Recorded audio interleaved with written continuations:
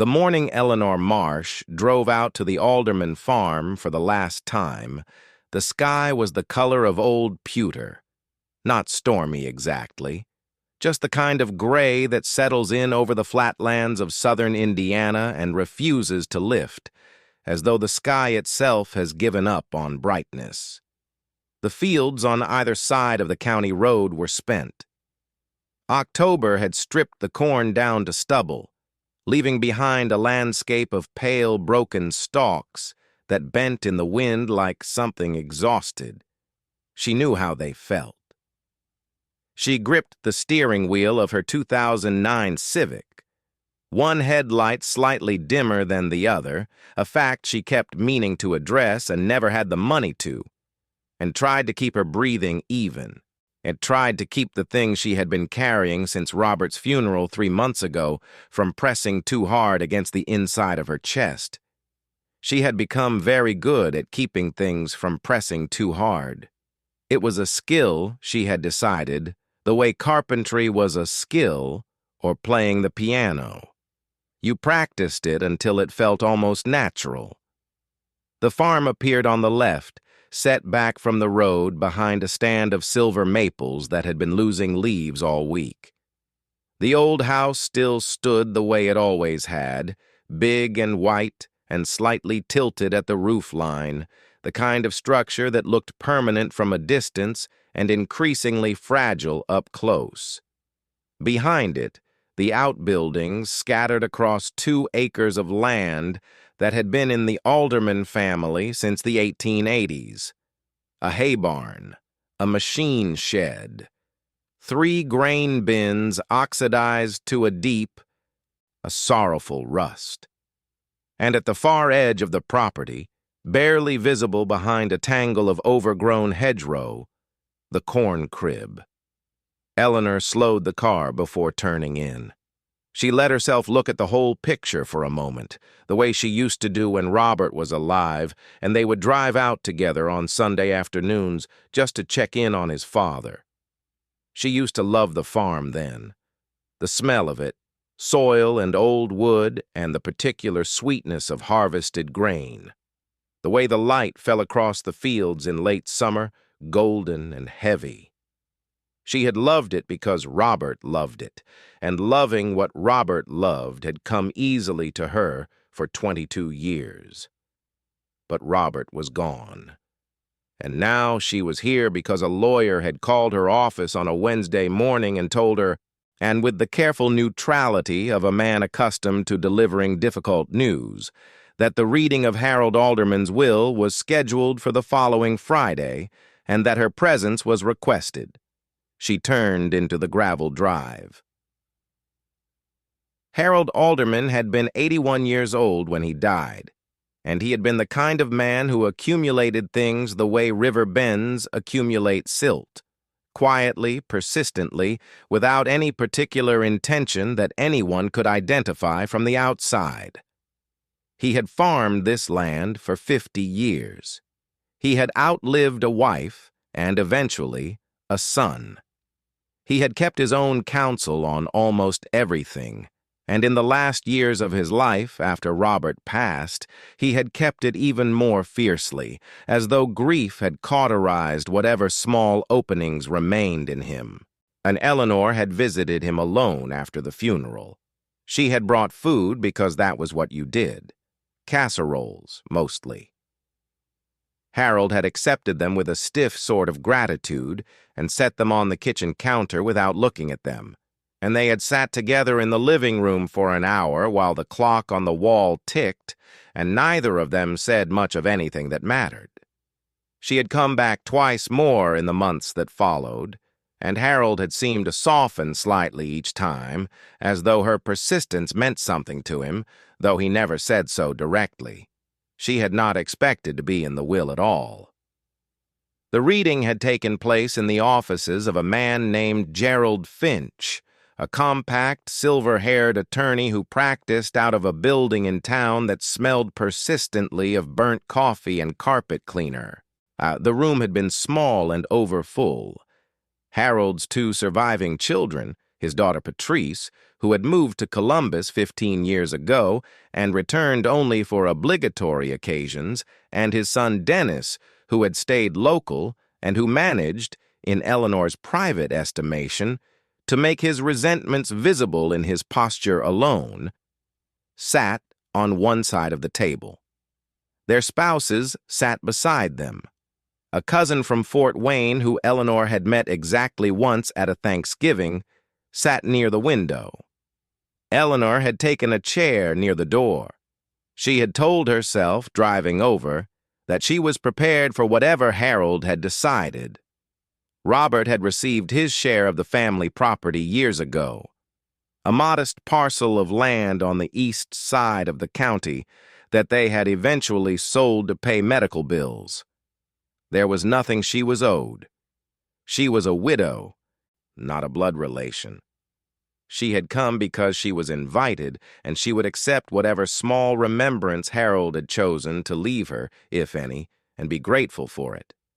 What she had not been prepared for was Patrice's face. Gerald Finch had read the document in the careful, unhurried monotone of a man who understood that the words he was reciting had the weight of law behind them and did not require theatrical emphasis. The house and its contents went to Patrice and Dennis in equal shares. The farmland, 240 acres, was divided between them. The equipment, the grain bins, the machine shed, the hay barn. Item by item, the farm was distributed with the careful fairness of a man who had spent years deciding exactly how to be equitable. And then Gerald Finch had turned to a small addendum at the end of the document. To Eleanor Margaret Marsh, widow of my son Robert James Alderman, I leave the corn crib structure at the southwestern boundary of the property, along with the land beneath it, comprising approximately 1/3 of an acre. I leave this to her with my love and with the hope that she will find it worthwhile.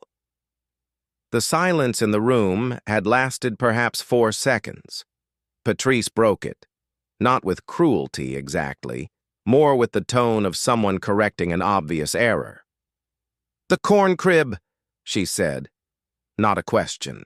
A repetition, slow and deliberate, the way you might read aloud a sentence that made no grammatical sense. Dennis leaned back in his chair and exhaled through his nose. He did not look at Eleanor. He looked at the table in front of him with the expression of a man computing losses. The cousin from Fort Wayne looked out the window. Eleanor looked at her hands. Gerald Finch continued reading as though the pause had not happened, because legally it hadn't. The corn crib was hers, 1/3 of an acre, whatever was there. And the structure had been built sometime in the 1930s. That was what Robert had told her once, years ago, when she had asked about it during one of their Sunday visits. Constructed during the era when every farm in the county kept one, a long, slatted building designed for air circulation, for curing and storing harvested ears before the age of mechanical dryers changed everything. By the time the Alderman farm had modernized, the corn crib had already been obsolete for decades. It sat at the edge of the property like an afterthought, or a forgotten argument, is surrounded by a hedgerow that had been allowed to grow tall and close. Eleanor parked near the house and sat in the car for a moment. Through the windshield, she could see the back corner of the corn crib's roof line just above the hedgerow. Old tin, oxidized to a color somewhere between brown and green, sagging slightly at the peak. She had not told her sister about the inheritance yet. She had not told her co-workers, had not mentioned it to anyone because she was not sure how to explain what she was feeling, which was something complicated and quiet, the way most of her feelings had been since Robert died. It was not excitement. It was not disappointment either, though she suspected that if she examined it honestly, she would find both of those things somewhere inside it. Mostly it was something that resembled the sensation of standing at the edge of a path you hadn't noticed before, looking down it without being able to see where it ended. She got out of the car. The gravel was soft from yesterday's rain, and her boots left shallow impressions as she walked around the side of the house, past the machine shed, past the grain bins with their corrugated walls and their smell of something ancient and fermented, toward the hedgerow at the back of the property.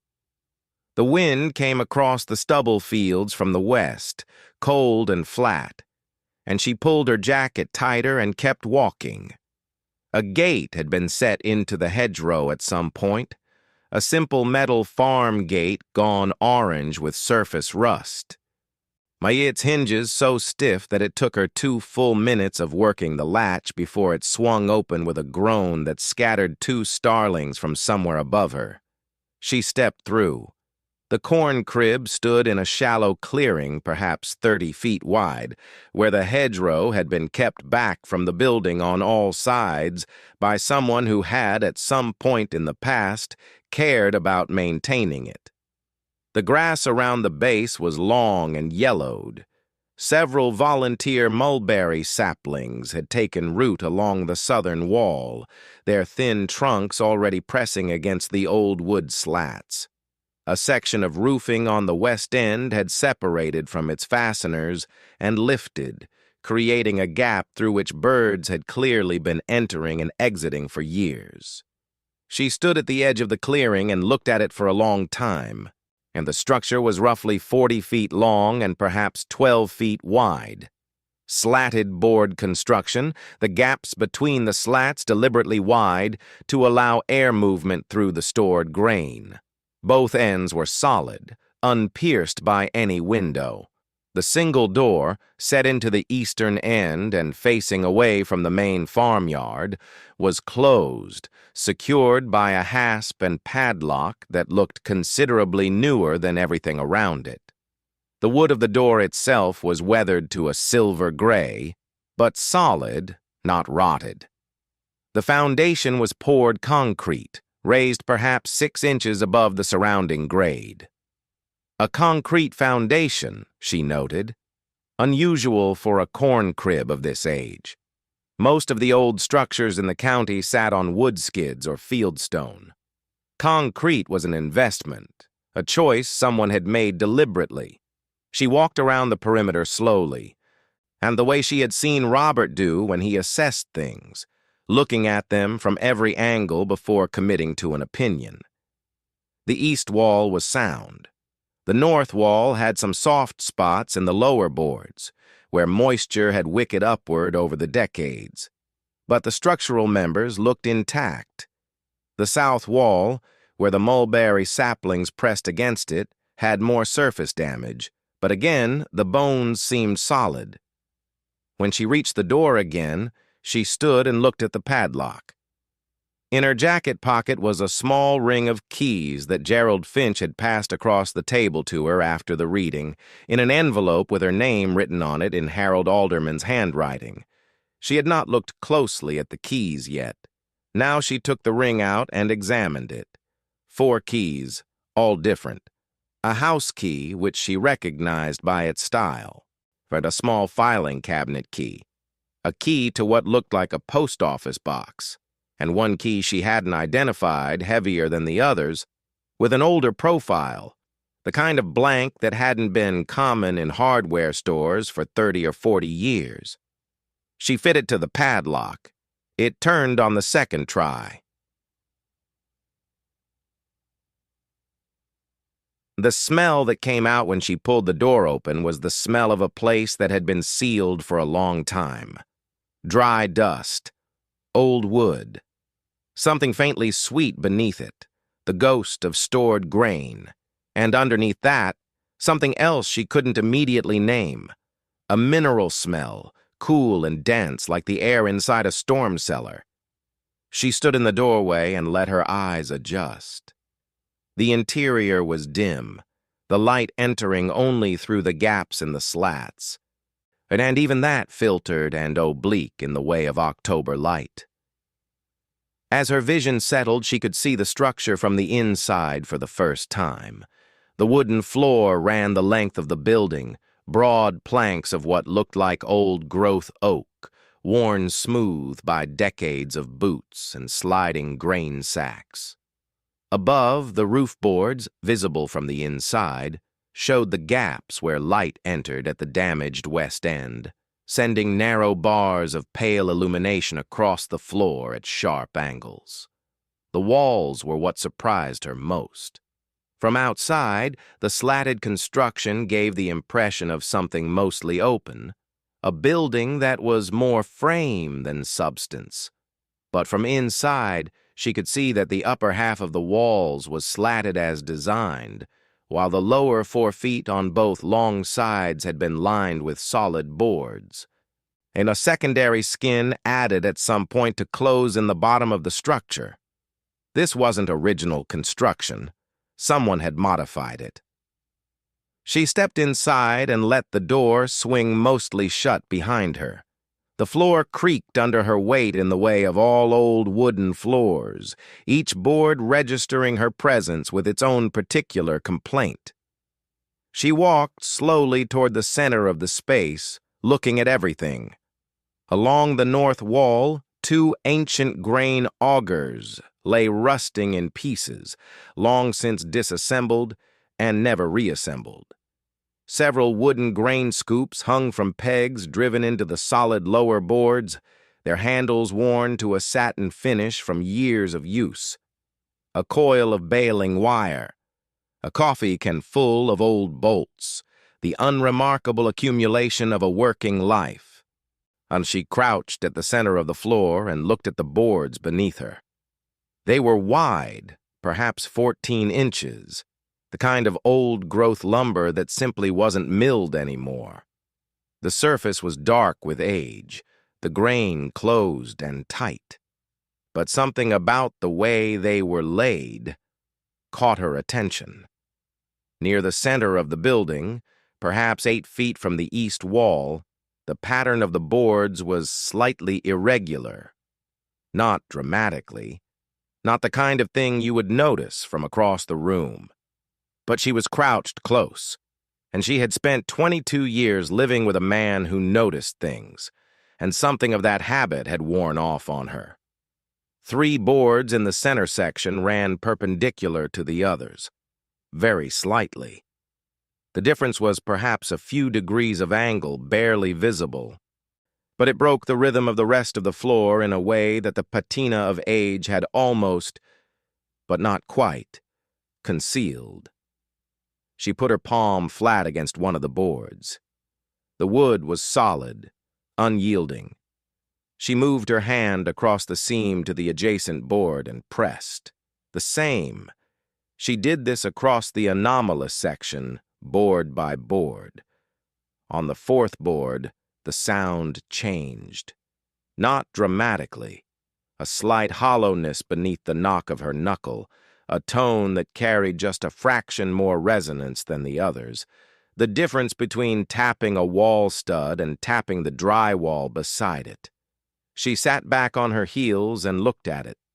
The mineral smell was stronger here, cooler somehow, even though she was indoors and the air temperature around her was uniform.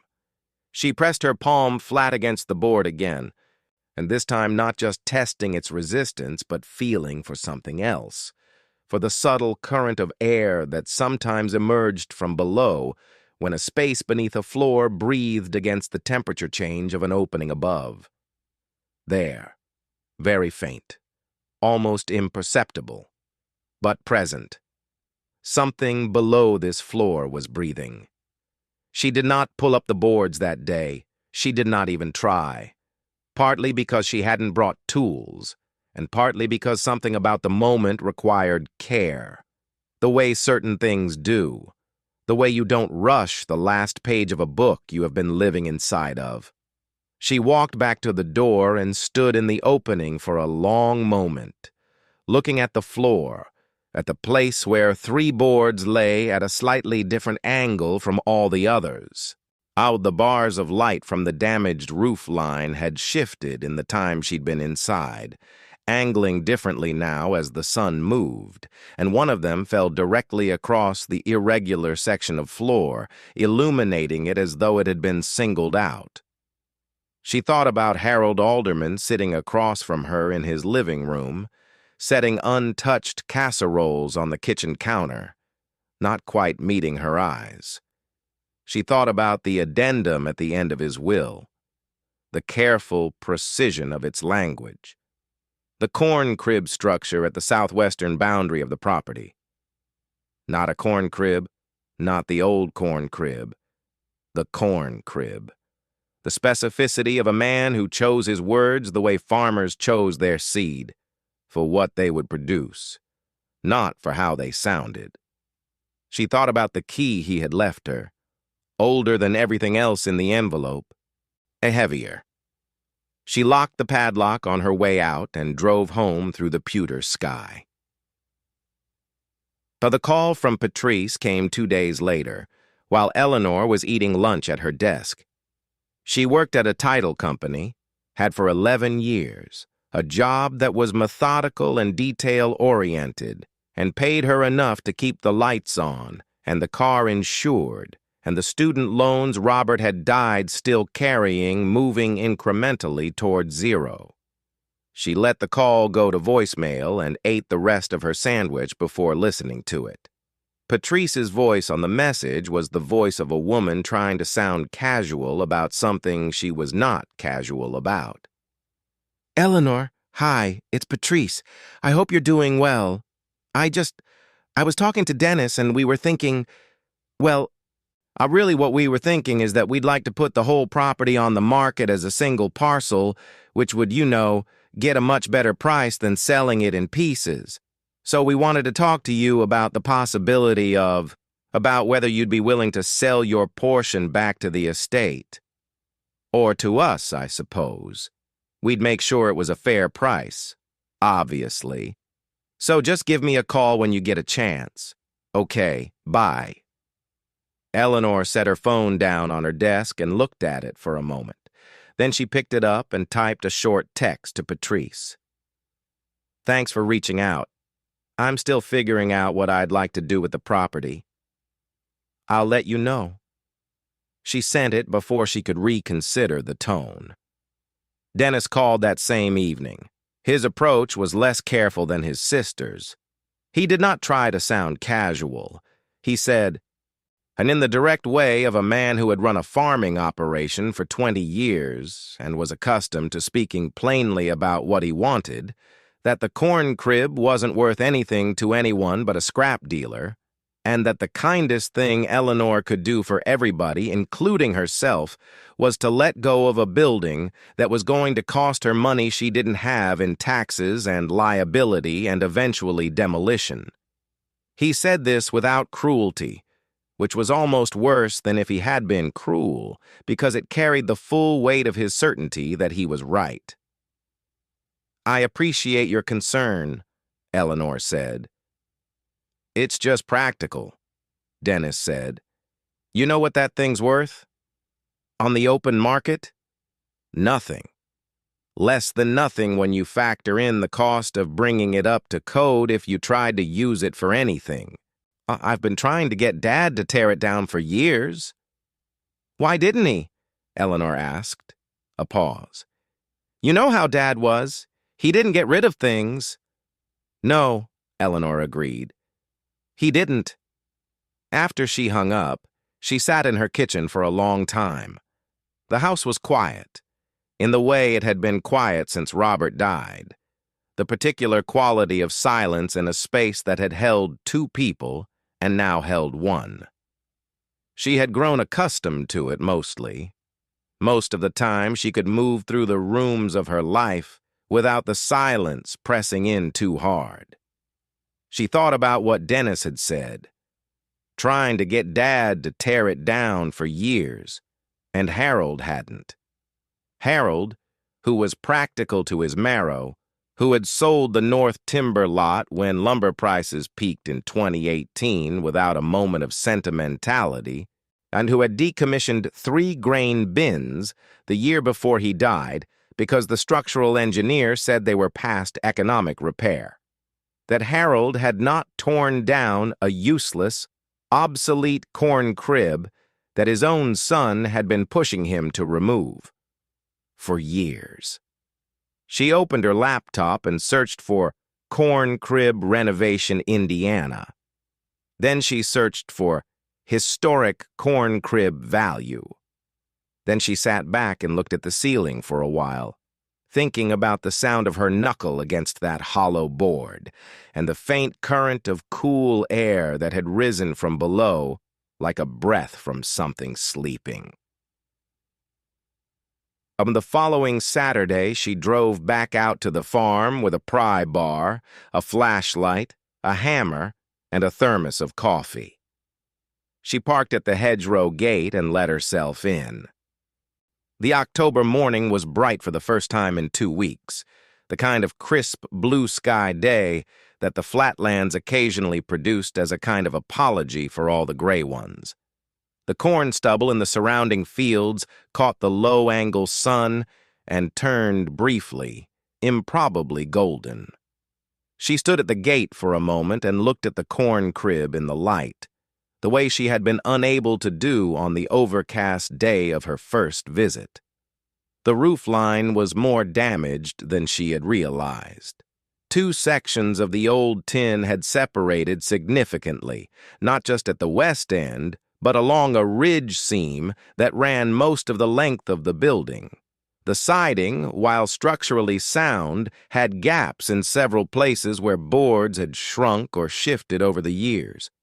And the mulberry saplings along the south wall were more established than she'd initially assessed, 3 of them with trunks already 1.5 inches in diameter. But the foundation. She walked the perimeter again, this time looking specifically at the concrete foundation, crouching to examine it in sections. Poured concrete, smooth finished, running in a continuous band around the entire base of the structure. No cracks, no heaving from frost, no efflorescence from moisture penetration. For a foundation she estimated to be at least 80 years old, its condition was remarkable. She had sat through enough title transactions involving historic farm properties to know that foundations like this simply did not exist by accident. Someone had poured it with exceptional care, using a mix that was richer than standard, and had done so on a prepared base. This was not a corn crib foundation. This was the foundation of something that was meant to stay. She unlocked the padlock and went inside. In the morning light, richer now, more of it filtering through the gaps in the slats and casting multiple overlapping bars across the interior, the space looked different than it had on her first visit. She could see details she had missed. The solid boarding along the lower walls was old-growth pine, not the rough-cut poplar you typically found in farm outbuildings from this era. It had been sanded, not recently, not well enough to be visible from a distance, but the surface of the wood had a smoothness that was not the smoothness of weathering, which roughens, but the smoothness of something that had been worked deliberately. She looked at the floor again. At the 3 boards that ran at their slight angle. In the direct morning light, she could see something else she had not noticed before. The boards in that section were secured with cut nails, square-headed, handmade, the kind produced before wire nails became standard in the 1880s and 1890s. The rest of the floor was secured with wire nails. Not all of it.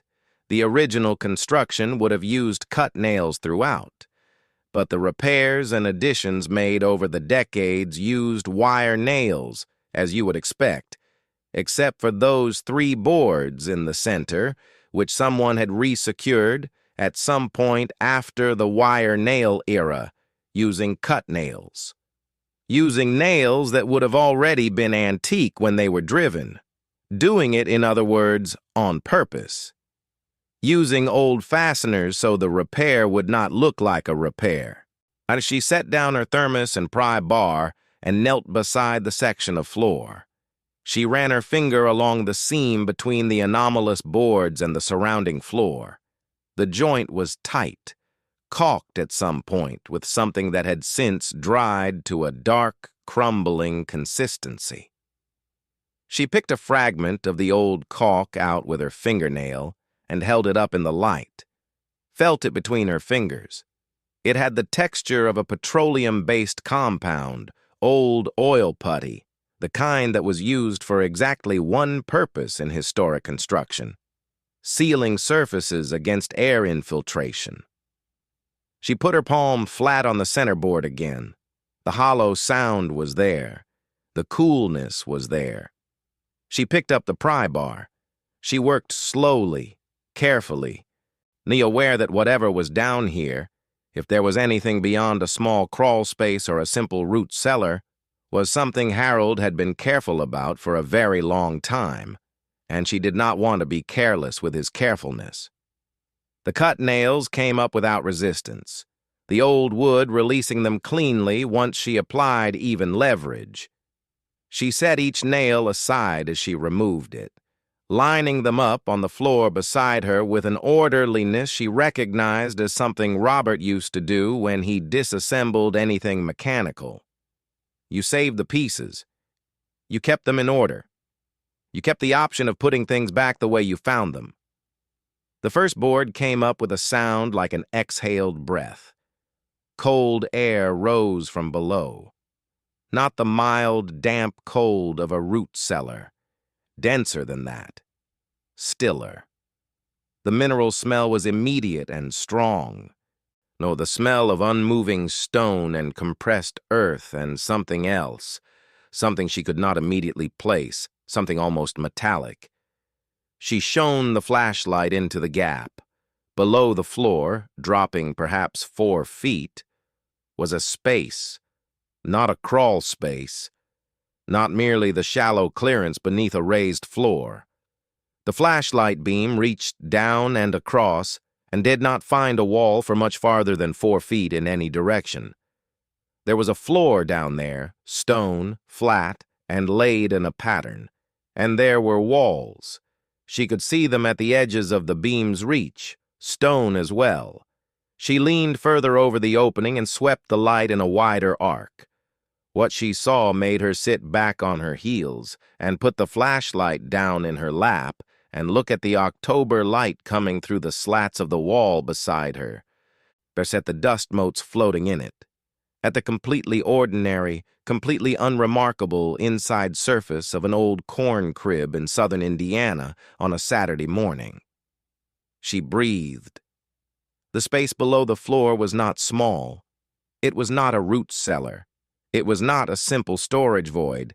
It was a room, a deliberate, constructed, finished room, built from cut limestone blocks fitted with a precision that spoke not of farm labor, but of something else entirely, something older and more intentional. The floor of it was paved in the same stone. The ceiling, the underside of the corn crib floor, was perhaps 7 feet above the stone floor below, giving the hidden space a vertical dimension that was nearly impossible to reconcile with the modest structure sitting above it. And the room was not empty. She could see, at the very edge of the flashlight beam, shapes, regular shapes, the geometry of deliberate arrangement, stacked things, ordered things. She replaced the first board carefully, setting it back in position over the opening, and sat for a long moment in the stillness of the corn crib while the October light shifted around her and the cold from below slowly equalized into the air of the room above. Harold Alderman had known. He had always known, and he had left it to her. She did not go back down into the corn crib that day. She replaced the board with care, tapping the cut nails back into their original holes with the flat of her palm rather than the hammer. and she stood up and brushed the dust from her knees and walked to the door and stood in it for a long moment, looking out across the clearing at the hedgerow, at the bare silver maples beyond it, at the pale blue sky above all of it. A crow crossed from west to east, high up, silent. She watched it until it disappeared. Then she locked the padlock on the door and walked back to her car and drove home. She did not tell anyone. This was not a decision she made consciously, the way you make a decision about a job offer or a medical procedure, weighing it out, consulting people, arriving at a reasoned conclusion. It was more instinctive than that, more cellular. The same quiet voice that had kept her composed through Robert's funeral and through the reading of the will and through Dennis's dismissive phone call told her, clearly and without argument, that this was not yet something to be shared. Whatever was below that floor had been undisturbed for a long time. And Harold Alderman had chosen to leave it undisturbed. He had also chosen her. Those two facts existed in relation to each other, and until she understood what that relation was, she would move carefully. She spent Sunday night reading. She had pulled a legal pad from her desk drawer and started writing down everything she could recall about the corn crib. Its dimensions as she had estimated them, the construction details, the foundation, the modified floor, the stone room below. She drew a rough diagram. She annotated it. She made a list of questions and then went to her laptop and began working through them one by one. The history of underground construction in rural Indiana was not an especially well-documented subject, but she was good at research, good at following thin threads through document archives and local history repositories until something solid emerged. It was the same skill she used at work, tracing chains of title through a century of deed transfers and name changes and boundary disputes, finding the original grant, the original intent, beneath all the layers of subsequent transaction. What she found over the course of several hours was this. In the decades following the Civil War and through the early 20th century, it was not uncommon for prosperous farming families in the region to construct substantial underground storage facilities, rooms, sometimes networks of rooms, beneath their outbuildings. The motivations varied. Some were purely practical, temperature-controlled storage for perishables in the era before refrigeration. Some were precautionary, born of the instability of the post-war decades, a distrust of banks that the panic of 1893 and the failures of 1907 had done nothing to alleviate. Some were ideological, the private convictions of men who had lived through enough disruption to believe that the only security worth having was the security you could put your hands on. And some, she found in a passage from a County Historical Society document dated 1947, were built specifically to house things of significant monetary value during periods when such things were better kept out of sight. She read that sentence twice.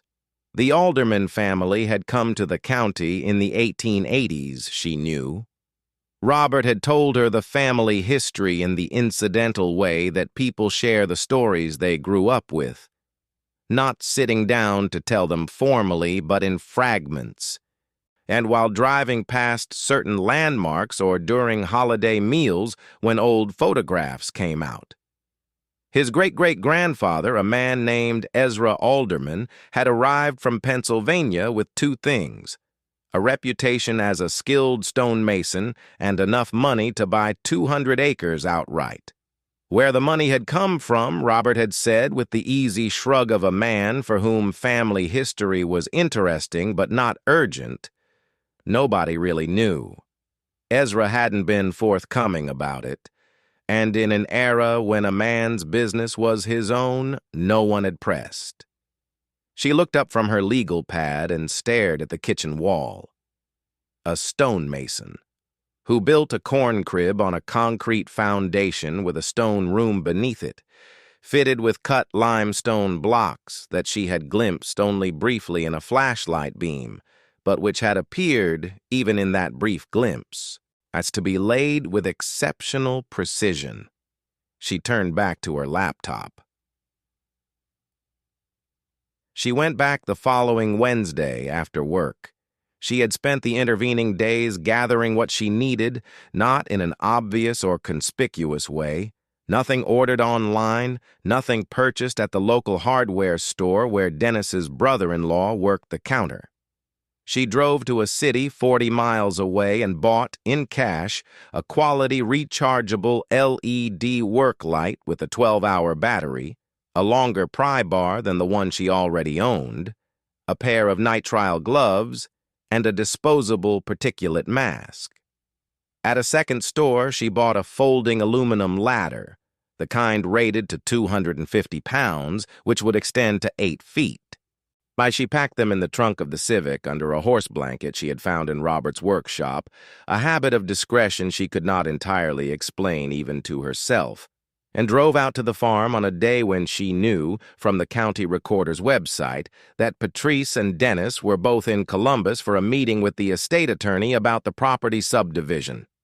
The October sky had gone gray again. A steady wind came across the fields from the northwest, the kind of wind that carried the first real intimation of winter in its lower registers. She let herself through the hedgerow gate and walked across the clearing, and unlocked the padlock and went inside, and the smell of the place, old wood and dust and the cold mineral breath from below, was already familiar to her, already felt in some way she didn't examine too closely, and like a place that was hers. She set up the work light first, positioning it in the center of the floor and switching it on. The corn crib interior resolved into sharp clarity under the LED light, details emerging that the dimmer natural light of previous visits had softened. The modification of the lower walls was even more evident now, the pine boards sanded to a consistency that was almost architectural. Above them, where the slats allowed the wind to enter, she could see nesting material from generations of starlings accumulated in the upper corners, the kind of long-term accumulation that only happens in a place that has been undisturbed for decades. She knelt at the center section of floor and carefully, methodically, removed all 3 of the anomalous boards this time, setting them aside in order. And the opening they left was roughly 6 feet long and 2 feet wide, large enough to pass the ladder through, large enough for a person. She set the ladder's feet at the edges of the opening, tested its stability against the surrounding floor joists, and began to descend. The temperature dropped noticeably with every rung. By the time her boots touched the stone floor below, the air was perhaps 15 degrees cooler than the corn crib above, a constant, still cold that had nothing to do with the season outside, the kind of cold that exists only underground, indifferent to whatever the surface world is doing with its weather. She stood at the base of the ladder and raised the work light she had carried down with her and looked for the first time at the room in full. It was larger than she had been able to estimate from above. She put its dimensions at roughly 25 feet long and 18 feet wide. The footprint of the corn crib above it extended and broadened, the room's walls extending several feet beyond the structure's foundation on the north and south sides, which explained why no seam or void had ever been visible from outside. The ceiling was the underside of the corn crib's floor joists and subfloor, braced at intervals by cut limestone columns, perhaps 8 inches square, 4 of them positioned at regular intervals along the center axis of the room. Between the columns and against all 4 walls, the room had been fitted with a system of shelving, Not wooden shelving, which would have rotted decades ago in this environment, but shelving constructed from the same cut limestone as the walls, horizontal slabs fitted into vertical supports. Then each slab roughly 3 inches thick, each span perhaps 4 feet wide. On the shelves, arranged with a precision that communicated intention more clearly than any written document could, were objects. She stood very still for a moment and simply looked, the way you sometimes have to stand still and simply look when a thing exceeds the frame through which you were expecting to see it. Then she began to move through the room. The objects on the northern wall were the first she could see clearly from the base of the ladder. They were wooden cases, not crates cases, the distinction being one she had learned from her years in the title business, where condition mattered. Compact, dovetailed, constructed from a dense, dark wood she did not immediately recognize. See, each case was approximately 12 inches long, 8 inches wide, and 4 inches deep. They were stacked in rows on the stone shelves, and as she counted them, moving the work light slowly from left to right, she reached 40 before she was halfway across the wall. She stopped counting and counted the shelves instead. 5 shelves, cases filling each one, stacked 2 deep, from one corner to the other. She set the work light on the floor and pulled on the nitrile gloves. Then she lifted one of the cases from the nearest shelf. It was heavier than she expected, considerably heavier than its size suggested. She set it on the flat of a clear shelf at waist height and examined the latch. A simple brass latch, oxidized to a dark green but functional. She pressed it, and the lid opened. Inside, nested in a lining of aged chamois leather, to lay coins. Gold coins. She could see that immediately, the color unmistakable even in the LED light, a warm, rich, deeply saturated yellow that had nothing in common with the color of gold-plated things, which always carried a quality of performance about them. This was the color of the thing itself. 20 coins, arranged in 2 rows of 10, each sitting in its own fitted depression in the chamois. She lifted one and held it under the light. It was double eagle-sized, slightly larger than a modern quarter. One face bore a woman's profile in high relief, her hair gathered under a coronet of stars. Around the obverse rim, in slightly raised lettering, United States of America, $20. She turned it over. An eagle, wings spread, a shield on its breast, a date visible at the bottom of the reverse field, 1882. As she set the coin back in its depression and closed the case and stood with her hands at her sides in the cold underground room and breathed for a moment, carefully, she opened the next case. More coins. The same double eagle style, the same condition, the same quality of chamois lining, which had preserved the surfaces from contact and atmospheric variation far better than any other storage method available in the era when they had been packed.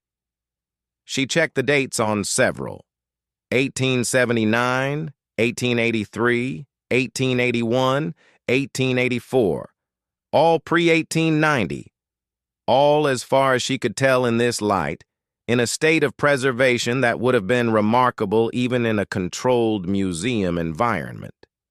She did not open every case. She didn't have to. The northern wall alone, she estimated conservatively, held at least 90 cases, 20 coins per case, 1,800 coins. At current gold content alone, she was doing approximate math in her head, the kind of rough calculation that felt almost offensive given the circumstances. That was a significant number. But she also knew, from the peripheral awareness that accumulated over years of work adjacent to the assessment and valuation of property, that numismatic coins, collector coins, coins in exceptional condition, Rare date coins were valued on a scale that had little relationship to their metal content. A double eagle in fine condition might be worth $1,000. In uncirculated condition, $5,000.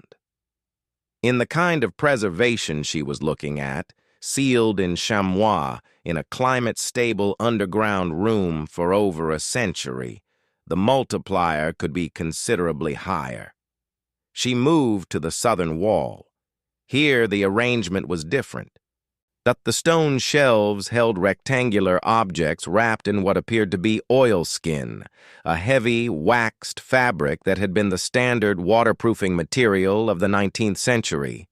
Each bundle was tied with cord that had dried to a brittle rigidity but had not deteriorated enough to lose its integrity. The bundles varied in size, from thin packets perhaps an inch thick to thicker stacks 4 or 5 inches deep. She counted them carefully. 31 bundles on the southern wall. She selected the thinnest and untied the cord with careful fingers, and the oilskin fell open to reveal paper. Old paper, the heavy cotton rag stock of the 19th century, which ages very differently from the wood pulp paper of the modern era. It does not yellow dramatically or become brittle in the way that later paper does. It softens. Acquires a warmth of tone but remains flexible. The documents inside were financial instruments. Bearer bonds, she realized. Federal and railroad bearer bonds, the kind issued in the era before income tax registration requirements made anonymous financial instruments legally problematic. Bearer bonds, as the name implied, were owned by whoever held them. They required no registration, no name, no proof of purchase. They paid interest coupons that could be redeemed at any bank. And their face values were printed in numbers that she had to read twice to process. $1,000, $5,000, $10,000. These were their 1880s and 1890s face values. She knew in a dim and theoretical way that she was not yet capable of making precise in this moment, and that the question of what a century-old bearer bond was actually worth, whether as a redeemable instrument, as a collector's item, as a piece of financial history, was not a question she could answer standing in an underground room in southern Indiana with a work light and a pair of nitrile gloves, but she could read a face value, and the face value she was reading across 31 bundles, doing conservative arithmetic in her head as she moved from packet to packet, lifting corners of oilskin without fully unwrapping, reading the denominations visible at the top of each instrument. That arithmetic produced a number with more zeros than she had expected. She stopped doing the arithmetic. Not because she couldn't continue, but because continuing felt, in that moment, like running towards something before she had fully understood where she was standing.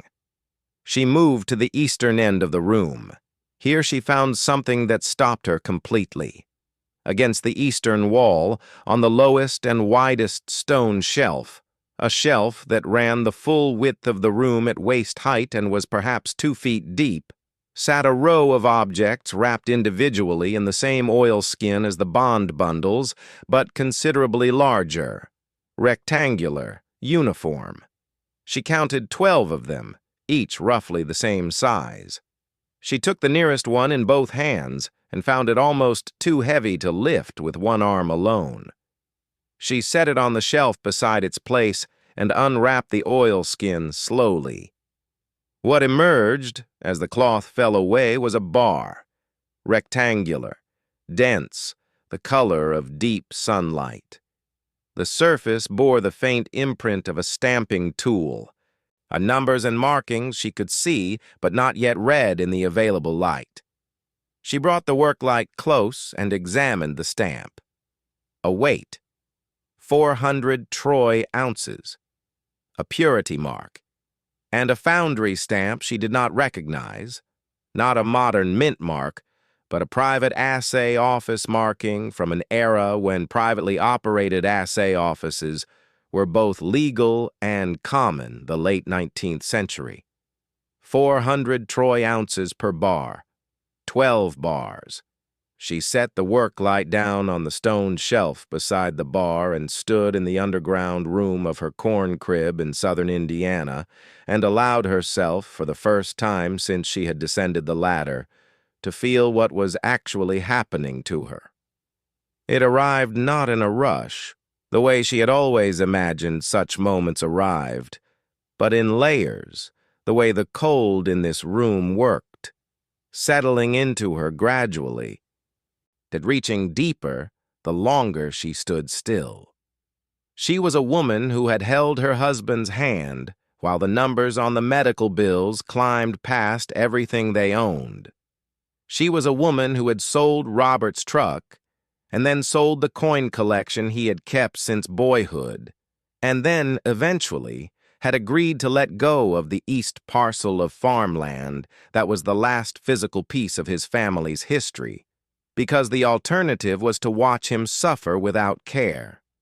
She was a woman who had continued to hold herself together after all of that, getting up every morning and driving to the title company and doing her work with care and thoroughness because care and thoroughness were the things she knew how to offer, yet the things she had always had when money and ease and the particular softness that sufficient resources provide were not available to her.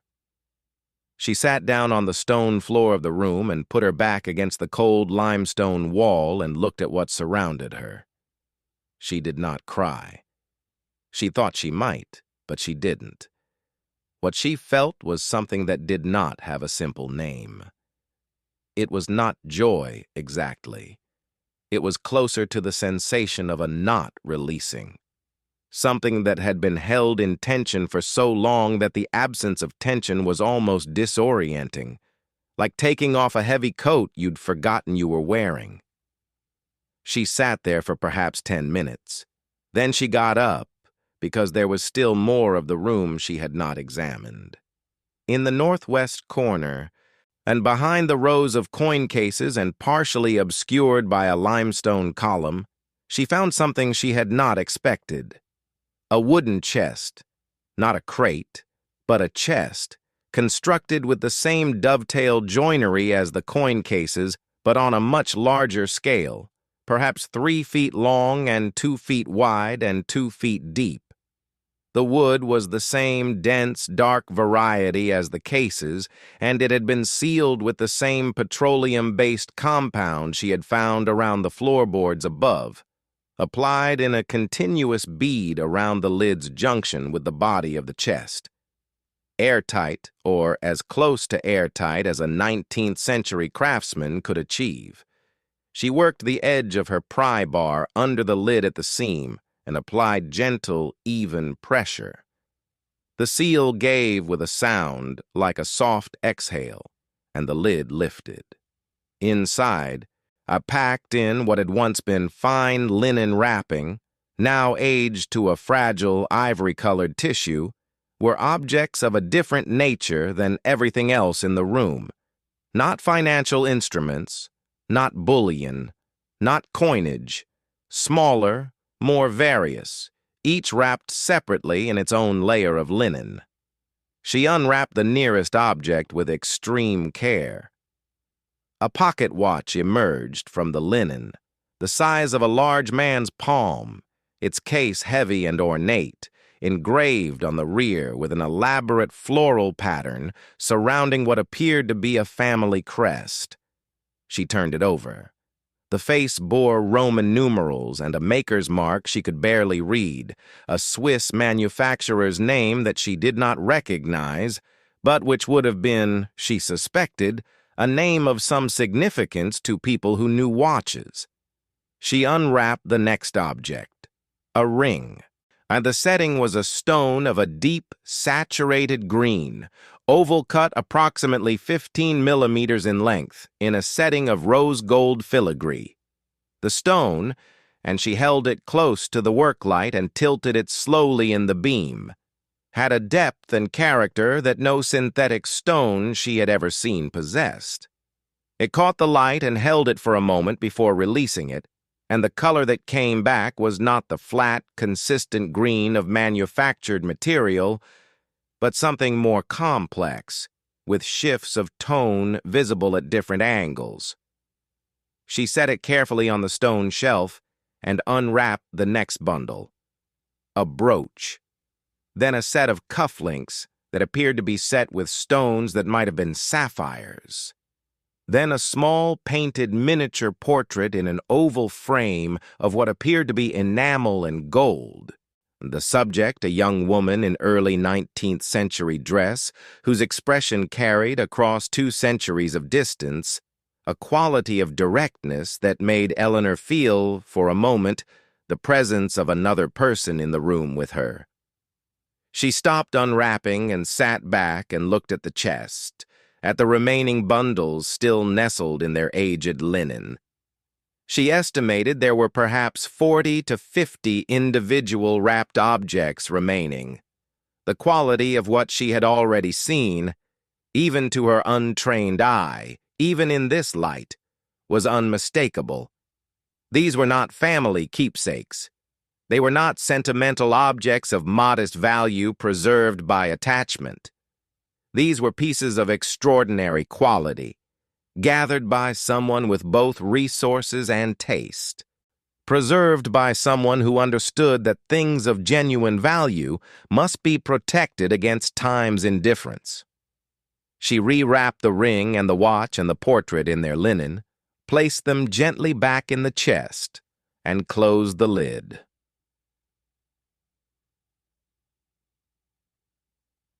The drive back into town that evening was the strangest 45 minutes of her life. The county road was empty. The fields on both sides were dark, the stubble invisible now, the landscape reduced to black shapes against a slightly less black sky. She drove the speed limit. She stopped at the yield sign where the county road met the state route, even though there was no traffic in either direction. She signaled her turn, even though no one was behind her. Her hands were steady on the wheel. She was thinking about Harold Alderman, who had known about the room below the corn crib floor, who had almost certainly known about it his entire life, because his father would have known, and his father's father, because this was not the kind of knowledge you lost track of. This was the kind of knowledge you chose to keep quiet or chose to reveal, and Harold had done both, in sequence, at the time of his own choosing. He had kept it quiet through the decades when Dennis pressured him to tear the building down. He had kept it quiet through Robert's illness, through the years when the knowledge of what lay beneath that floor could have changed everything for his son and his daughter-in-law. He had kept it quiet, and then he had died. And in dying, he had made a single, deliberate, unrepeatable choice. He had left it to her. Not to Patrice, who had moved to Columbus and checked in at holidays.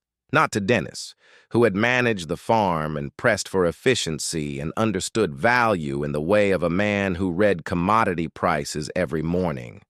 To Eleanor, the widow, the woman who had brought casseroles and sat in the living room and not said anything that mattered because she had understood that Harold, in his grief, did not need words. He needed presence. He needed someone to sit with him in the silence without trying to fix it. She thought about the careful language of the bequest. The corn crib structure at the southwestern boundary of the property, along with the land beneath it. The land beneath it. Not just the structure. The land beneath. She had thought, at the reading, that this was simply legal precision, the kind of comprehensive language that covered subsurface rights as a matter of course. She had not thought, then, that it might be the only important part of the sentence.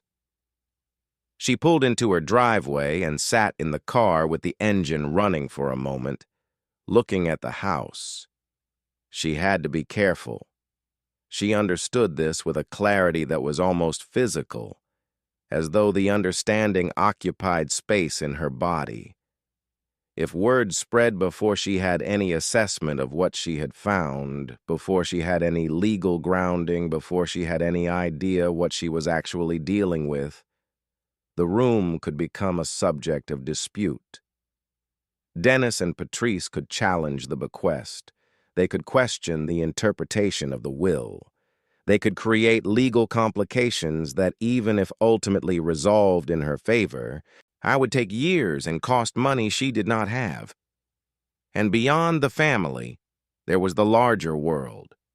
The world of people who heard about things of value and attached themselves to them in various ways. She needed help. But she needed the right kind of help, and she needed it quietly. She thought about Thomas Weller. Thomas was a man she had met several times through work, a retired professor from the State University's history department who had spent his career studying the economic history of the Ohio River Valley region, and who had been consulted twice on title cases at the company involving historic property claims. He was in his late 60s, meticulous, incurious about other people's business in the way of someone who had genuinely interesting business of his own, and he had a quality she valued more than almost anything at that moment. He was not connected, in any way she could identify, to the Alderman family or to anyone in the county who might be. She went inside and found his number in her work contacts. She did not call him that night. She sat at the kitchen table and wrote 3 full pages of notes on the legal pad. Everything she had seen, everything she had calculated, everything she did not yet understand. Then she closed the pad and put it in the drawer where she kept things she did not want casually visible. She heated a can of soup she did not particularly taste, and washed the bowl and went to bed. She lay awake for 2 hours, not from excitement, or not only from excitement, from something more complicated. The knowledge that she was standing at the exact place where her life divided into a before and an after, and that the quality of everything that came after would depend, significantly, on the care with which she handled what came next. She called Thomas Weller on Thursday morning from her car in the parking lot of the title company before going inside. She did not tell him everything. She told him that she had inherited a historic farm structure in the county, and that in the course of examining the property, she had found what appeared to be a sealed underground space containing objects of possible historical and financial significance. She told him she needed a preliminary, private assessment before engaging any formal appraisal process. She told him she would compensate him for his time. Thomas Weller was quiet for a moment after she finished speaking. "What era are we talking about?" he said. "Late 19th century, she said. "Possibly some material from earlier." Another pause. "And you haven't disturbed anything?" "I've opened 2 cases and 1 chest," she said. "I've handled perhaps 8 individual objects, all with gloves. Everything else is as it was found." "You're being careful," he said. It was not quite a question. "I'm trying to be," she said. "All right," Thomas Weller said. "When can I see it?" They went together on a Saturday morning, 10 days after Eleanor's first descent into the room. She had been back twice in the interval, once to take systematic photographs of everything she could see without disturbing the remaining objects, once simply to sit in the cold and look at what surrounded her and verify that it was real. Both times, it had been real. Thomas descended the ladder behind her, and she stood at the bottom and watched his face as he turned slowly with the work light raised, taking in the full scope of the room. He did not speak for a long time. When he finally turned to her, the expression on his face was not the expression of a man who had been surprised. It was the expression of a man who had suspected something for a very long time and had just been given confirmation he hadn't been certain he would ever receive. "The Alderman family," he said quietly. "Of course." She stared at him. "You knew about this?" "Not about this," he said. He gestured at the room around them, the cases, the bundled bonds, the bars on the low shelf. "Not specifically. But Ezra Alderman, the original Ezra, the one who built this farm, he came up in my research years ago, in the context of an estate that was liquidated in Pennsylvania in 1878. A significant estate. The beneficiaries were listed in the probate records, but the disposition of certain assets, primarily liquid assets, gold holdings, financial instruments, was never fully accounted for in the court documents. There was a notation in the estate papers that certain property had been conveyed to a family member ahead of probate, which was legal but unusual at the scale suggested. He paused. Ezra Alderman left Pennsylvania for Indiana in 1879. Eleanor looked at the rows of coin cases on the northern wall. 1879, 1881, 1882, 1883, 1884. The dates she had read on the coins she had examined. "He brought it with him," she said. And he put it somewhere no one would look," Thomas said. "And then he told his son, and his son told his son." He was quiet for a moment. "And then it got to Harold." "And Harold told no one," she said. Thomas moved to the southern wall and stood before the bundled oilskin packets, not touching them, just looking. "There was no one to tell," he said, "after Robert died." He turned to look at her. "Except you." She did not respond to that. There was nothing to respond with that seemed adequate to the weight of it. Thomas spent 3 hours in the room that day. He did not rush. He moved through the space the way a careful scholar moves through a primary source, slowly, with sustained attention, allowing what he was seeing to instruct him rather than imposing his expectations on it. He identified the wooden cases as consistent with a specific type of storage case used by private assay offices and bank custodians in the 1870s and 1880s. He confirmed that the bond documents he examined briefly were authentic instruments of the period and would require detailed assessment by specialists in historical securities. He looked at the bars on the eastern shelf and was very quiet for a moment before he spoke. "These would need assay," he said. "But the stamp, this foundry mark, this is a San Francisco private assay office that operated during a specific window, 1855 to 1889. If these bars are what the stamp suggests they are, they're not just gold bullion." He looked at her steadily. "They're historical artifacts. Pre-federal standardization gold. The numismatic value of material like this, in this condition, with this provenance, if the documentation can be established, is not calculated the same way as the weight value." "What does that mean?" she asked. "It means," he said carefully, choosing his words with the precision she was beginning to understand was native to him, "that you should not, under any circumstances, approach this as a question of gold prices per troy ounce." He meant the number was larger than that. He meant the number was considerably larger than that. He looked at the chest she had found in the northwest corner. "May I?" She nodded, and he lifted the lid with the same care she had used, and he looked at the linen-wrapped bundles for a long moment without touching them. Then he gently lifted the corner of the nearest wrapping. just the corner, just enough to glimpse the object beneath, and set it back and closed the lid. He turned to her with an expression that was, for the first time since he had descended the ladder, not the expression of a scholar, but the expression of a man who had just realized the full dimension of what he was standing in the middle of.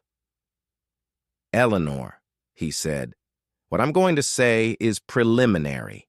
It's based on limited observation and no formal assessment. You understand that?" "I understand," she said. "I don't know yet what the bonds are worth. That requires a specialist and a process I can refer you to." He paused.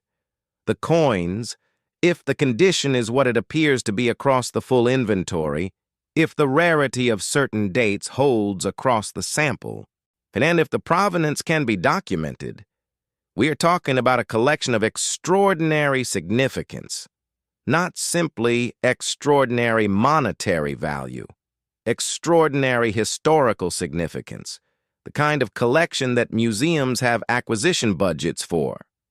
He paused again. "In the jewelry, what I just saw in that chest, I would want a second opinion, but what I glimpsed is consistent with pieces of major importance. European manufacture, likely mid to late 18th century on at least some of the items. If the provenance connects to the estate liquidation I found in the Pennsylvania records, the story of how these objects left Europe and arrived in this room—" He stopped. "What?" she said. "It would be one of the most significant private collection stories in American history," he said quietly. "The story of the objects would make them more valuable than the objects alone." The cold underground room was very still. Far above them, through the floor of the corn crib and the October air, the wind moved across the stubble fields. Eleanor looked at the limestone shelves and the careful rows of cases and the wrapped bundles and the heavy bars on their wide stone shelf, and she thought about Ezra Alderman arriving in this county in 1879 with everything a man could need to build a new life and the very specific wisdom to put it somewhere no one else would find it. She thought about Harold sitting in his living room with untouched casseroles on the kitchen counter, carrying this knowledge alone for years. She thought about Robert. She thought about the east parcel of farmland she had sold to pay his medical bills, and about how that land was not far from where she was standing now, and about the particular way that proximity felt. "What do we do next?" she asked. Thomas Weller looked at her with the measured steadiness of someone who understood that the next steps would define everything that followed. "We document," he said, "carefully, thoroughly, and then we bring in the right people, one at a time." She nodded. "And Eleanor," he said. She looked at him. "You should know that what you're standing in, what Harold left you, it's not just money, whatever the final numbers are." He looked around the room one last time. "This is 140 years of one family's faith that things of genuine value deserve to be protected, that the right moment to reveal them matters as much as the objects themselves." He met her eyes. Harold was waiting for the right person. The work light hummed softly in the cold. She thought about the key Harold had left her, heavier than the others, older than the others, the kind of blank that hadn't been common in hardware stores for 30 or 40 years, the kind of key you had made specifically, for a specific lock, for a specific door you intended to leave for a specific person. "All right," she said, "let's get to work." The first specialist Thomas brought in arrived on a Tuesday morning in early November, driving a gray rental sedan from the Indianapolis airport with a laptop bag over one shoulder and the careful, unhurried manner of a man who had spent 40 years looking closely at things other people had overlooked. His name was Dr. Gerald Osey. And he was the senior numismatic curator at one of the major auction houses on the East Coast, a man whose name, Thomas had explained quietly on the phone the previous week, carried the kind of weight in the world of rare coinage that made serious collectors return his calls within the hour. He had agreed to come not as an official representative of his institution, not yet, but as a private consultant. He had agreed, Thomas suspected, because Thomas had chosen his words carefully, and because the words Thomas had chosen were the kind that a man like Gerald Osei did not hear very often in the course of a long career. Eleanor met him at the hedgerow gate. She had taken a personal day from work, telling no one why. She had been doing a great deal of this lately, moving through the ordinary surface of her life with a composure that was not performance, exactly, because she had always been composed, but which now covered something of a different quality. Not merely the discipline of grief this time, something warmer, something that required just as much management in its own way. She shook Gerald Osei's hand and unlocked the gate and led him across the clearing. He looked at the corn crib without comment, studying it the way a diagnostician studies a patient, observing before asking. He noted the foundation. He noted the door. He asked one question before they went inside. "How long has the structure been on this property?" "Since the 1880s, she said. "The original construction." He nodded slowly, as though this confirmed something he had already suspected. Inside, Eleanor removed the 3 floorboards. She had done this so many times now that the sequence had acquired the quality of a ritual, the careful pry bar work, the ordered removal of each board, the setting aside of the cut nails. Gerald Osei watched without comment until the opening was fully clear. Then he took a pen light from his jacket pocket and shone it into the space below, angling it slowly from side to side. He was quiet for a very long time. "All right," he said finally, in a voice that was entirely level, from which he had removed every indication of what he was feeling. "Shall we go down?" Gerald Osei spent 4 hours in the room. Eleanor sat at the top of the ladder for most of it, listening to the occasional sounds that drifted up from below, the soft movement of his feet on the stone floor, the careful click of his pen light, the almost imperceptible sounds of a person paying very close attention to something. Occasionally, he asked her a question through the opening. Did she know if the room had ever been accessed between Ezra Alderman's time and Harold's? Not to her knowledge. Had Harold ever indicated any awareness of the contents to any family member? Not that she knew of. Had the structure ever been used for any agricultural purpose during the property's operational years? Yes, briefly, in the 1940s, according to what Robert had told her. Harold's father had stored seed corn in the upper structure for perhaps a decade before switching to the grain bins. The last question Gerald Osei asked her, approximately 2 hours into his examination, was delivered in the same level tone as everything else, but she heard something beneath it. Not excitement. Not exactly, but the particular intensity of a person who has arrived somewhere they were not certain they would arrive. "Mrs. Marsh," he said from below, "the case is on the north wall. You said you opened 2 of them." "Yes." "Did you examine the coins closely? The dates?" "I looked at several. In the first case I opened, the dates ranged from 1879 to 1884. I checked a few from other cases and found similar dates." A pause. "The first case you opened, you said the coins were arranged in 2 rows of 10. "Yes." "Were there any coins with an S mint mark? A small letter beneath the eagle on the reverse?" She thought back. She had looked at perhaps 4 coins in total from that first case. "I don't remember noticing a mint mark," she said. "That's what I thought," he said, and something in the way he said it made her lean slightly further over the opening. "The 1879S and 1880S double eagles are standard. The 1881S and 1882S similarly. But the coins I'm looking at now, a number of them bear a CC mark, Carson City.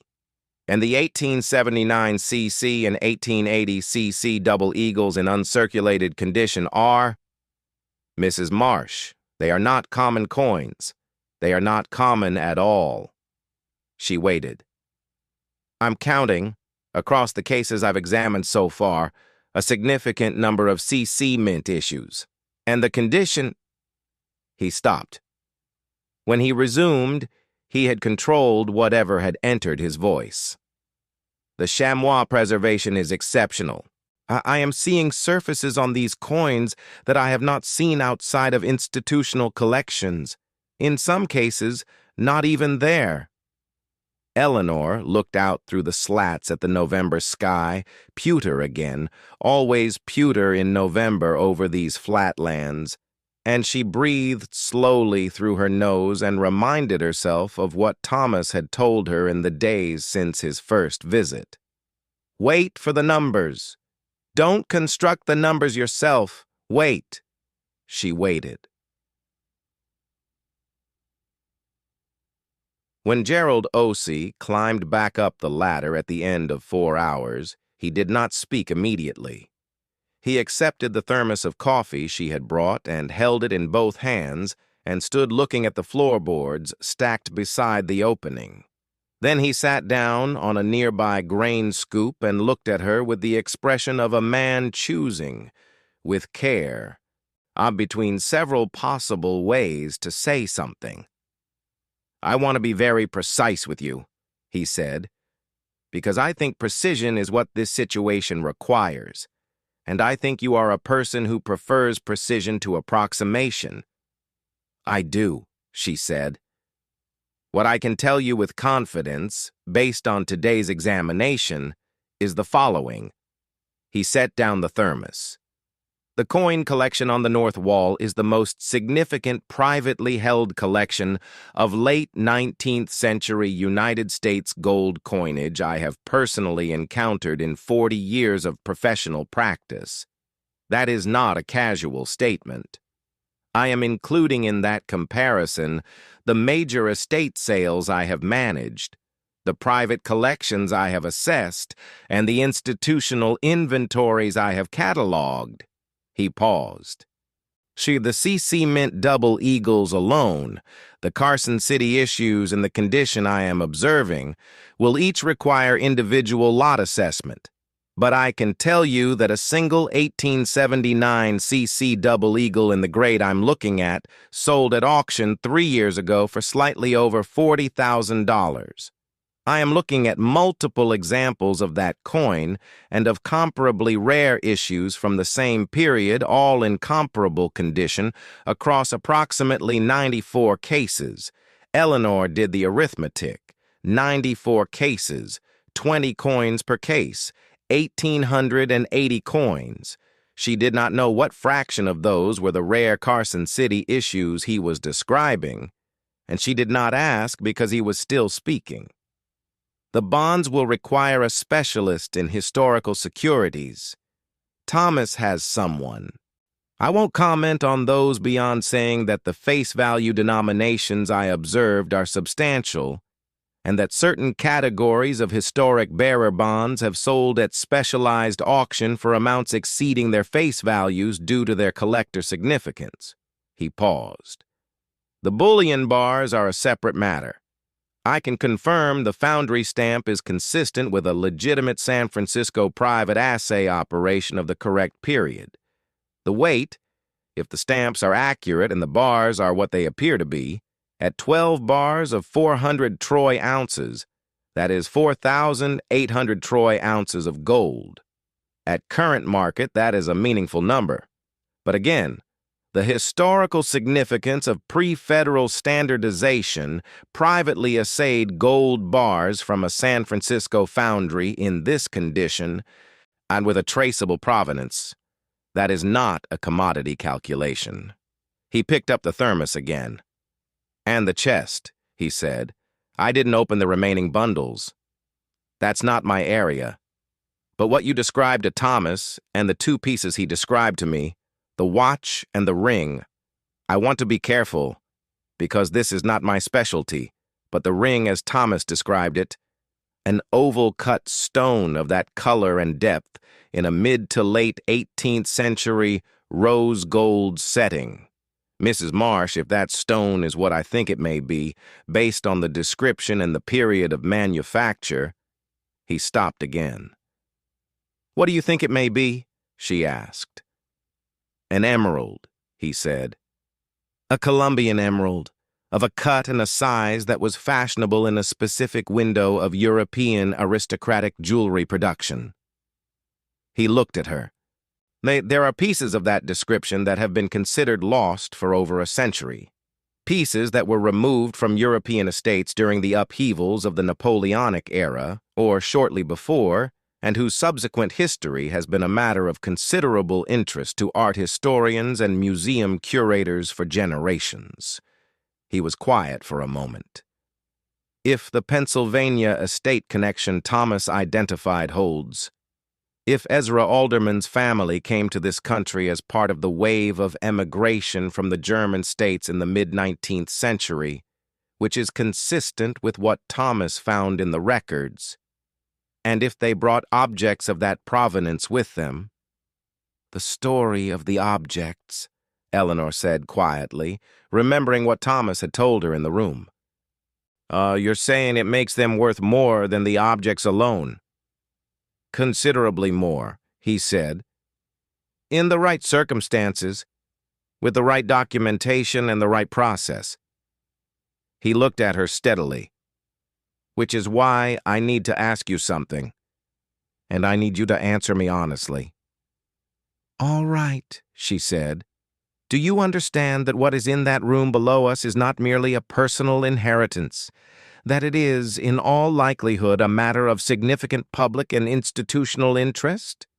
That the process of bringing it to market, or to any disposition, will require a level of legal, historical, and logistical management that is not a small undertaking. I understand that, she said. He studied her for a moment. I think you do, he said. Then, for the first time since he had arrived at the hedgerow gate, something changed in his expression. Not the careful professionalism which remained, but something beside it. Something human. I've been in this field for a very long time, he said. I have been called to assess collections of significant value many times, but I have never, not once, been called to a building that looks like this, in a county like this, in circumstances like these. He looked at the corn crib walls, at the slats and the winter light coming through them. Whoever left this to you understood exactly what they were leaving. She nodded. She did not trust herself to say anything more than that. The formal appraisal process took 11 weeks. Thomas coordinated it with a quiet efficiency that she had come to understand was characteristic of him. Systematic, unhurried, attentive to sequence. Gerald Osei returned twice more with a colleague, a woman named Dr. Patricia Sung, who specialized in the same period of American coinage and whose reputation, Gerald said with the particular respect of a competitor acknowledging genuine excellence, was arguably superior to his own in the area of gold coinage grading. They cataloged every case, every coin, photographing each piece under controlled lighting conditions, assigning preliminary grades, cross-referencing known auction records for comparable examples. A second specialist came for the bonds, a retired professor of financial history from a university in Chicago who had spent 20 years reconstructing the economic landscape of the Gilded Age and who arrived at the corn crib with the visible excitement of a man who had received, without warning, access to primary source material he had spent his career working around. He spent 2 full days with the oilskin bundles, unwrapping each one with gloved hands, and a precision that Eleanor found almost meditative to watch. A jewelry and decorative arts appraiser came from New York.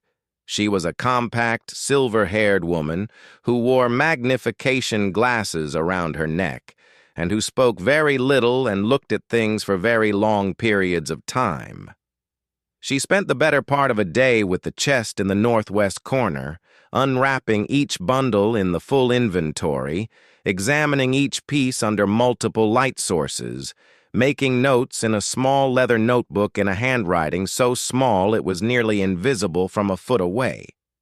She worked through 47 individually wrapped pieces in the chest. When she had examined the last one and rewrapped it and placed it back in the linen packing, she stood up and looked at Eleanor with an expression that contained, in its careful restraint, something Eleanor had come to recognize over the past weeks as the specific look of a professional trying to maintain proportion in the face of something that was testing their capacity for proportion. "The emerald," the appraiser said, "the oval cut in the rose gold setting." "Yes," Eleanor said. "It is a Colombian emerald, old mine cut, approximately 14 carats." She paused. "There is a record, incomplete but substantive, in the provenance archive of a major European auction house, which I will not name for the moment because I want to verify before I say it aloud, and of a stone matching this description that was part of a collection assembled by a German noble family in the early 18th century. The collection was partially dispersed in 1803. Several pieces were documented as having left the continent with emigrating family members." She paused again. "If the stone is the stone in the record, and I believe it has been missing from the documented record for 220 years. The corn crib was very quiet. Wind moved across the slats. "What is it worth?" Eleanor asked. The appraiser looked at her with the expression of someone who had been asked a simple question to which no simple answer existed. "What something is worth," she said, "depends on circumstances I cannot fully control from where I'm standing. But I can tell you that the last Colombian emerald of comparable size and cut and documented provenance that appeared at auction sold for slightly over $12 million. She paused. "That was 7 years ago. The market has moved, and the story of this stone, if the documentation holds, is considerably more complete and more remarkable than that sale's provenance." She let the implication settle without completing it. Eleanor nodded. She had gotten better at nodding and waiting. The final meeting took place in Thomas Weller's home office on a Thursday evening in late January, with snow falling outside the window and the radiator ticking softly in the corner. Thomas sat behind his desk. Eleanor sat across from him. Gerald Osey had sent a written summary by secure email that Thomas had printed and placed in a manila folder on the desk. The other specialists had done the same. Thomas opened the folder. He walked her through it section by section because that was the right way to do it, not to announce a total and let the enormity of it overwhelm the detail, but to build to it the way you build anything of significance, from the foundation upward. The coin collection: 94 cases, 1,880 coins total. Of those, 412 were identified as rare date Carson City mint issues in grades ranging from AU 55 to MS 65. 41 coins were identified as key date issues in grades that placed them in the top tier of known surviving examples. The total preliminary auction estimate for the coin collection, by accounting for individual lot values across the full inventory, was placed at a range between $68 and $84 million, depending on market conditions at the time of sale and the interest generated by the provenance narrative. Eleanor listened without expression. She had practiced this. The bearer bonds, 41 instruments total, ranging in face value from $500 to $50,000. Face value alone, across the full portfolio, came to approximately $940,000, a number that would have been extraordinary in the 1880s and remained legally significant now, though the question of whether the instruments could be redeemed at face value was a matter requiring legal consultation that was ongoing. However, the collector value of Gilded Age bearer bonds in this condition, and with this provenance at specialized auction, 3 comparable instruments had sold in the past decade at multiples of 20 to 60 times face value. The specialist's preliminary estimate for the bond portfolio at auction was placed at between $14 and $22 million. The gold bars, 12 bars, 400 troy ounces each, total 4,800 troy ounces. Assay pending full laboratory analysis, but the preliminary field examination indicated purity consistent with the foundry stamp, approximately .900 fine gold, the standard of the period. At current gold prices, the bullion value was approximately $11 million. However, the bar's historical classification as pre-federal standardization privately assayed gold, their condition, and their traceable provenance elevated their collector value significantly above spot. The specialist's preliminary estimate placed the bars at between $19 and $27 million at specialized auction. The jewelry and decorative arts collection from the chest, 47 pieces total.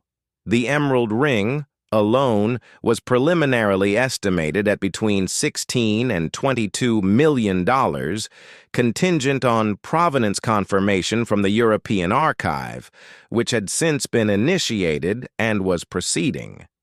The remaining 46 pieces, assessed individually, produced a combined range of between $118 and $146 million. Several pieces beyond the emerald had also been matched to missing provenance records from European collections of the 18th and early 19th centuries, at a development that the appraiser had described in her written summary as without precedent in her 30 years of practice. Thomas closed the folder. He looked at Eleanor across the desk.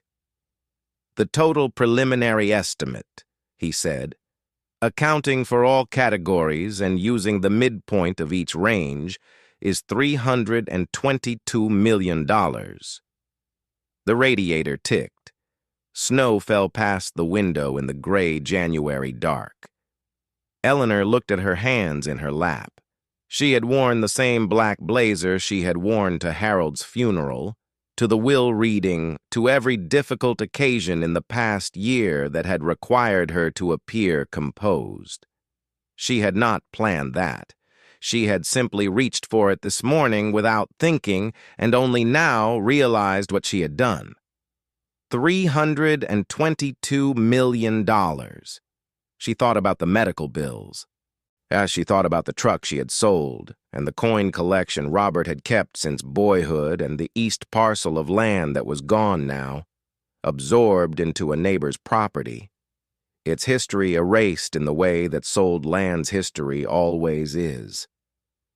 She thought about 11 years of title work, careful and methodical, and the satisfaction she had taken from it, the genuine satisfaction, because she was a person who found satisfaction in careful work, regardless of its compensation.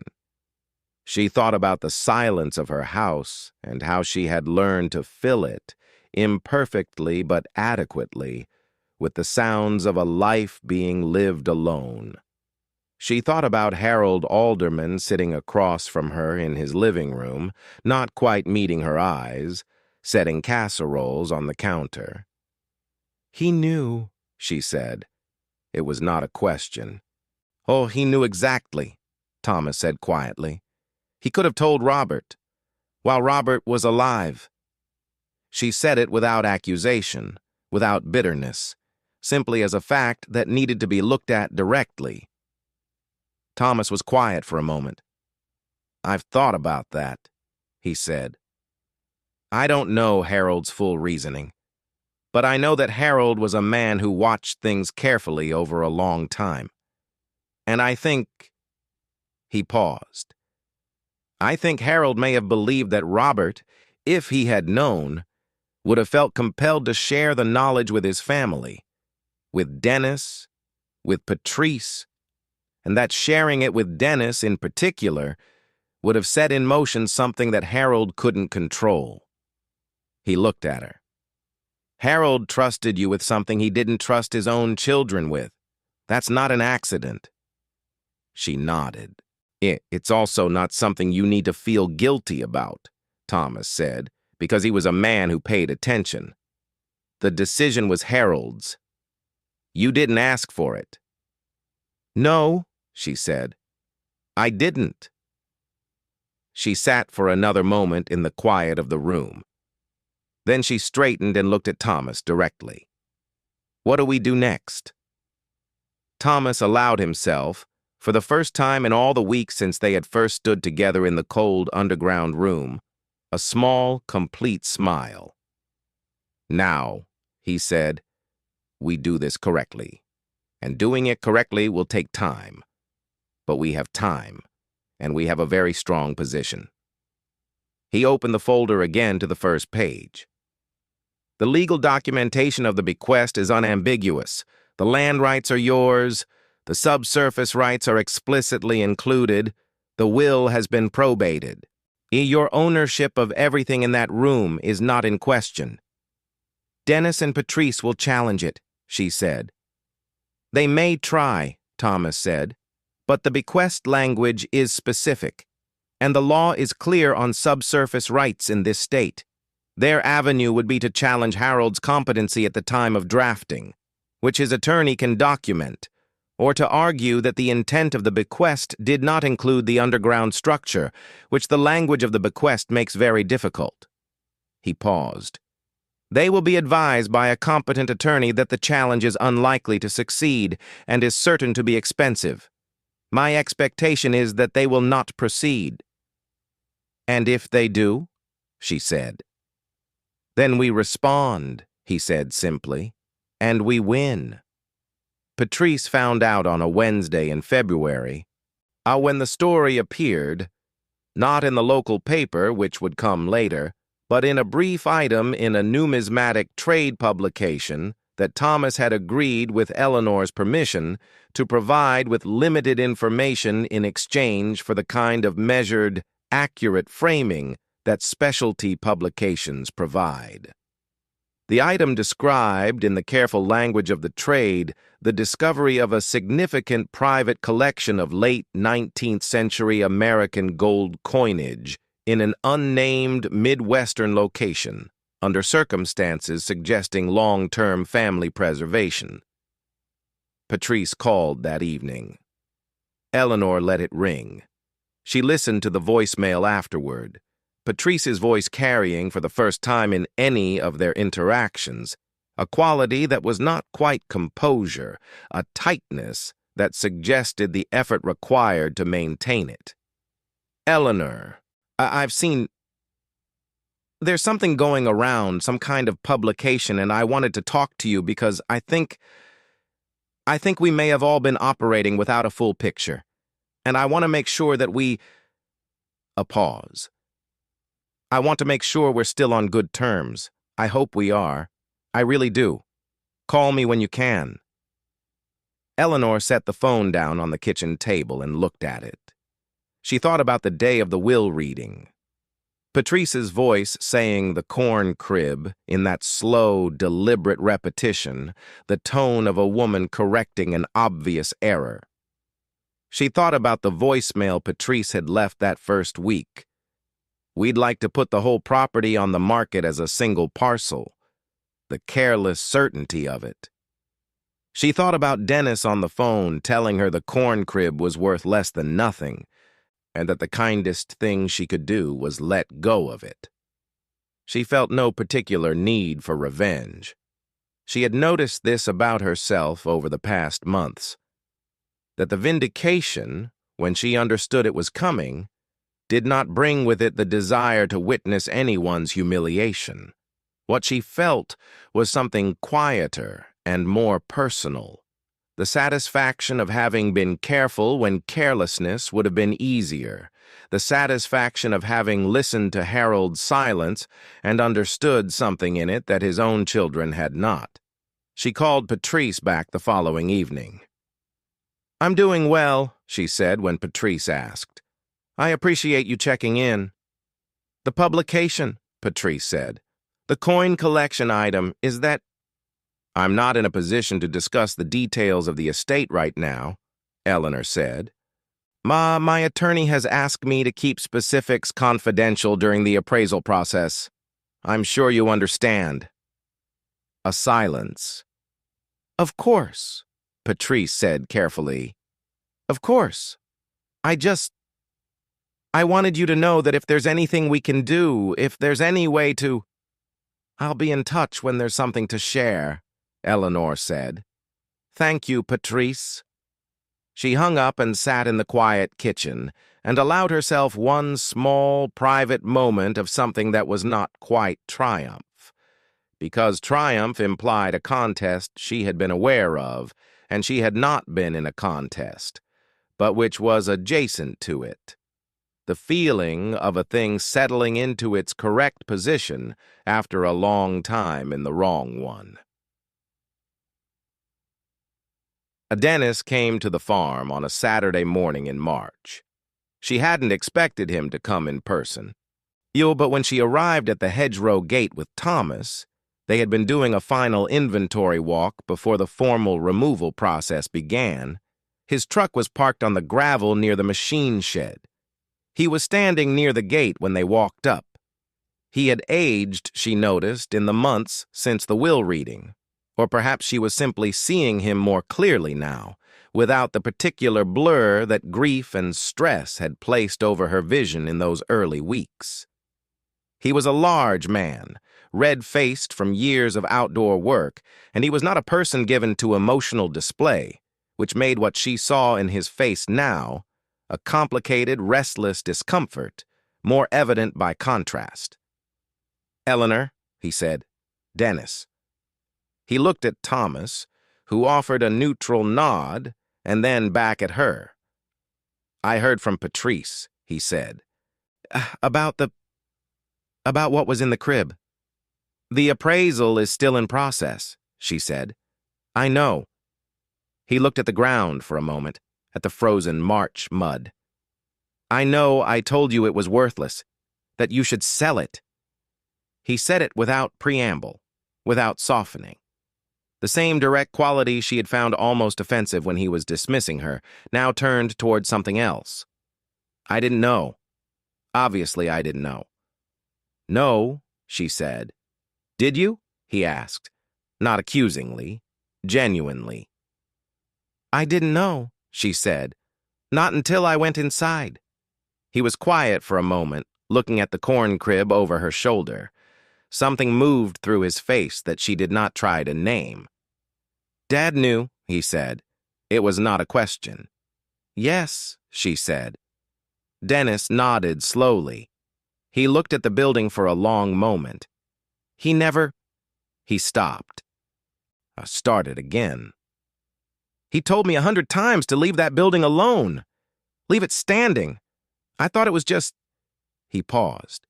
"You know how he was about things." "He didn't get rid of things," she said.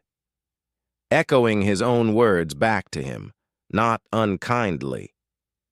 He looked at her directly for the first time. "He left it to the right person," he said. The words seemed to cost him something, but he said them plainly, and she understood that for Dennis, plainness was its own form of grace. She did not know what to say to that, so she said the simplest true thing she could find. He loved Robert very much. Dennis nodded once, jaw tight. Then he turned and walked back to his truck, and she watched him drive down the gravel lane and turn onto the county road and disappear. Thomas stood beside her. Neither of them spoke for a moment. That, Thomas said finally, was a man acknowledging something he didn't want to acknowledge. "Yes," she said. "Give him time," Thomas said. "People find their way." She was not certain that was true in every case, but she was willing to extend the possibility. Spring came to the county in its gradual, unconvincing way. A few warm days, then cold again, the fields soft and dark with the promise of something not yet arrived. Eleanor drove the county road every week because the farm was now a place she went regularly, a place whose rhythms she was learning in a different way than she had learned them as Robert's wife. Not as a visitor, as an owner. The removal of the collection from the underground room was conducted over 4 days in April by a team of specialists coordinated by Gerald Osie's firm and overseen by Thomas and Eleanor herself. The cases were cataloged and packed in custom foam-lined containers. The bond bundles were transferred to archival housings. The bars were lifted by 2 men and a hand truck and moved to an armored vehicle. The jewelry chest was transported whole, secured, to a climate-controlled facility in Indianapolis, where the full documentation process would be completed. Each piece left through the corn crib door in the same methodical way it had arrived, through care and patience and the long work of a family that had understood something about time that most people forget, that it moves in one direction, and the things you protect against its passage are the things that survive.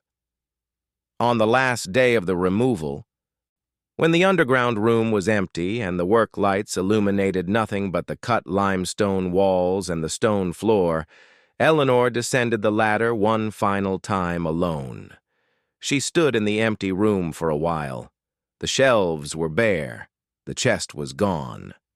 The stone floor showed the faint shadows of where things had stood for 140 years, shapes in the dust that would fade with the seasons, absorbed back into the mineral patience of the stone. The cold was the same as it had always been. The mineral smell was the same. She thought about Ezra Alderman arriving in this county in 1879 with a stonemason's hands and a Pennsylvania estate's worth of carefully portable wealth and the particular wisdom to look at a piece of Indiana farmland and understand what it could hold. As she thought about every generation